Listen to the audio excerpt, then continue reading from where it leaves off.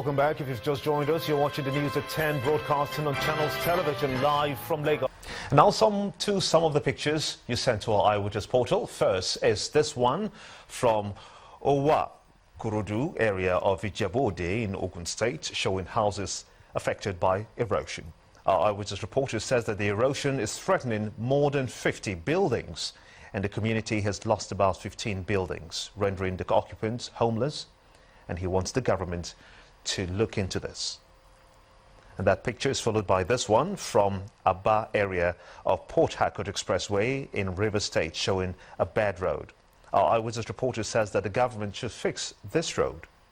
We also have this one from New Road area of Agbado in Ogun State, showing a flooded road. Our Eyewitness reporter wants the government to repair this one as well. Next is this one from Ilekpo area of Iyanogbaja in Lagos State, showing a flooded road. Our Eyewitness reporter is calling on the government to repair it. And finally is this one from Iyano Ekering area in Ibadan, the Oyo State capital, showing the leaking roof of a filling station during the rains. Our Eyewitness reporter is asking concerned authorities to look into this. We want to thank you so sincerely indeed for sending in those pictures, as we ask that you keep them coming. More stories now. Representatives of communities in Benue State are demanding the sum of 100 billion naira as compensation for the victims of suspected herdsmen attacks in the state. They put up this demand at a public hearing organized by the House of Representatives Committee on Public Affairs. The committee also heard from the Inspector General of Police, who highlighted some of the steps being taken to address the crisis. The one-day public hearing is to look at the alarming influx of unidentified herdsmen into Benue State and the threat to life and property in the state. Different community groups from the state, the Inspector General of Police, the Deputy Governor of Benue State here gathered to make their contributions. The representative of one of the thief community groups suggests how the situation can be managed. The ranching of cattle is the best option and should be left as a private enterprise in the hands of the individuals. We put on record here, Mr. Chairman, that the two nations shall be asking the federal government to pay compensation to us for the damages done. And the figure can be about 100 billion naira. We are making the relevant data available. The efforts of the police so far and the intervention of the federal government in combating the situation was also on the front burner. Deputy Governor of Benue State puts forward this solution. Let me start by acknowledging with a lot of appreciation the efforts of the police in trying to combat the situation and bring calm to the people. Benue State government has just one stand on this matter, which we believe will be the ultimate solution to the crisis. And it is ranches, and nothing but ranches. The Inspector General of Police explains that security operatives are taking steps to curb the situation and have apprehended some persons. We actually wanted the Commissioner of Benue State to be present here because he is the operational officer that is on ground, so that we will be able to hear sufficiently about the effort that we are making. We are not sitting down, we are putting our intelligence assets at the disposal of the Commissioner. I'm putting my logistic asset at his disposal. I'm giving him the administrative support that he actually requires to ensure that these things they don't happen. Some lawmakers sympathize with the people of Benue State and have appealed to the representatives of the community groups to let peace reign while efforts are being made to bring the situation under control. And all the other dignitaries. Emergent militant group, the Niger Delta Avengers, is claiming to have attacked the Chevron oil facility in the Niger Delta region. The group in a tweet says that it has blown up the Escrivos tank farm main electricity feed pipeline. But Reuters news agency quotes an unnamed Chevron spokeswoman in the United States, saying that it's against company policy to comment on the safety of personnel and operations. However, the spokesman for the Ijaw Youth Council, Mr. Eric Omare, says that the attack indeed took place. This alleged attack is coming at the end of a 2-week ultimatum given by the group to owners of oil blocks in the region to evacuate their staff and shut down operations. Meanwhile, the attackers by the Niger Delta Avengers and other acts of sabotage are said to be responsible for the huge drop in Nigeria's crude oil production capacity, which now stands at 1.67 million barrels per day. One of the worst affected states is Delta State, which has set up an advocacy committee against oil facility vandalism headed by Deputy Governor Kingsley Utuaro. After touring communities around oil facilities, the committee resolved that the federal government should dialogue with the communities so they can help provide intelligence on the perpetrators. Latest figures from the Organization of Petroleum Exporting Countries shows that Nigeria has lost its Africa's top oil producing status to Angola, which saw its oil output rise to 1.78 million barrels per day in March. According to OPEC's oil market report, Nigeria's crude oil production fell by 67,000 barrels per day by the end of the first quarter. In its monthly oil market report, the cartel put crude oil production from Nigeria at 1.67 million barrels per day in March, down from 1.74 million barrels per day in February. Nigeria's Minister of State for Petroleum attributes the drop to pipeline vandalism. The damage has cost the nation about $35.2 million so far. Most of these attacks are carried out on the pipelines by militants in states like Delta, and the government says it's time to put a stop to such attacks, taking its campaign to the creeks to educate communities around oil facilities. The youth are also not in support of the attacks and feel the government is taking the right step. Vandalizing these pipes is not a solution to the problems we face in the region. So we want to use this opportunity as well to see and appeal to our brothers and sisters, if anybody is involved, should please desist from so doing, as it's not going to do us well. We will not encourage bombing. I think people masquerading themselves, becoming invisible to destroy our pipelines is not the way forward. I think the people should come out and table their grievances. After the tour, the state government addresses a press conference on its findings. There is an apparent consensus that the government, oil companies are continued to neglect the communities, resulting in underdevelopment or development not commensurate with the production output of these communities. The Deputy Governor also highlights a possible solution. The federal government needs to properly inform of all grievances of who may be involved, so the community can create platforms of dialogue and engagement and avert crises that may not necessarily discriminate the innocent and the non-guilty within the society. Hopefully, the quest for a peaceful resolution to this crisis will appeal to the restive youth to stop the bombings and channel their grievances through a more acceptable medium. About 120 ministers of environment are currently meeting in Kenya on the ongoing United Nations Environment Assembly. It is the largest gathering of environmentalists and ministers across the world under the auspices of the United Nations. Part of the agenda of the meeting is to decide on effective ways to deliver the Sustainable Development Goals. Our correspondent, Ayola Kazim, reports.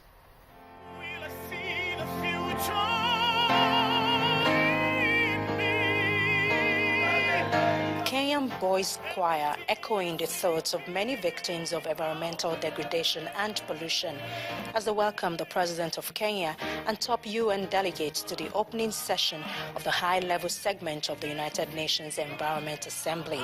Today, President Kenyatta takes his cue from there and reminds his audience that Africa has a lot to lose, and it is time to take up the opportunity environmental sustainability presents.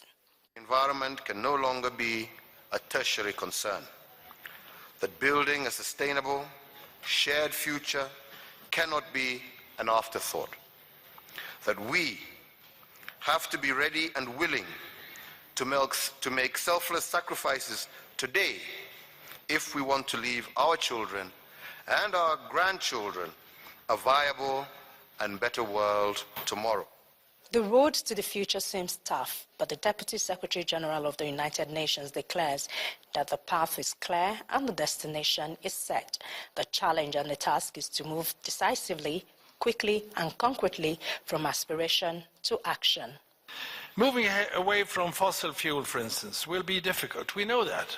But we all know also that promising alternatives exist. And there is also this false notion that we must choose between economic growth and environmental protection. This still prevails.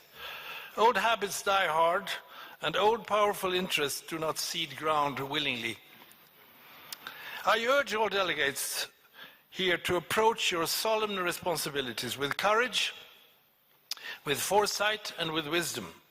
Your decisions will have profound and lasting consequences. The consequence of inaction is already being felt in every corner of the world, and the hope of many who want better life and to live in dignity lies in the decisions of the ministers here and their governments. Certainly, 2030 will be the time when we will judge the quality of our political determination today. We have a mission to generate a renewed world alliance. 2015 was a landmark year for the environment, and everyone here agrees there's a need to build on the successes recorded so far. But the challenge today is how to move from words to deeds. From the United Nations Environment Programme headquarters in Nairobi, I'm Ayola Kasim reporting for Channels Television News. You're watching the news at 10. We're going to take you straight to our Abuja studios now, where Gloria Mezoke is standing by to take us through. Gloria. Hello, Gimba. Good to see you and welcome to the nation's capital. The president today affirmed his commitments to fulfilling his electoral promises to Nigerians. The reassurance is contained in the president's personal message to Nigerian children on the commemoration of this year's Children's Day.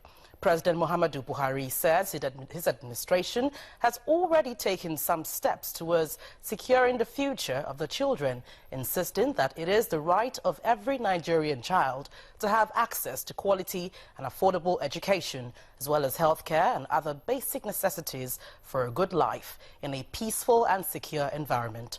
The president noted that it is a thing of joy that on this year's Children's Day, the nation can celebrate the safe return of one of the Chibok girls, Amina Ali, and many other abducted women and children who have been freed from the clutches of Boko Haram. In his words, I quote, "We will also sustain and strengthen ongoing actions to protect children more effectively from violence, child labor, child trafficking, forced marriages, and other related offenses," unquote.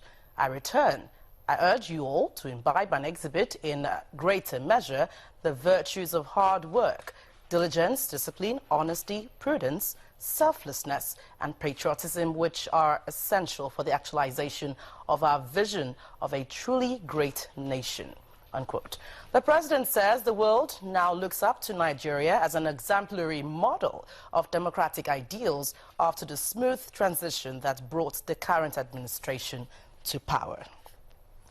Meanwhile, the Senate is appealing to the federal government to ensure the rescue of the Chibok girls who are currently in the captivity of Boko Haram insurgents. The Senate is also asking its joint committees on women affairs and health to visit internally displaced persons camps and celebrate the Children's Day with the IDPs. The upper chamber made these resolutions after a federal lawmaker, Senator Oluremi Tinubu, raised a motion on the 2016 Children's Day celebration.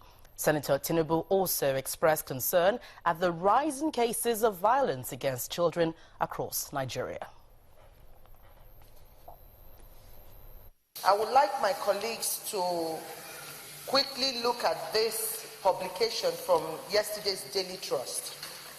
And we will see that the theme is already speaking to what was depicted in our daily newspapers yesterday.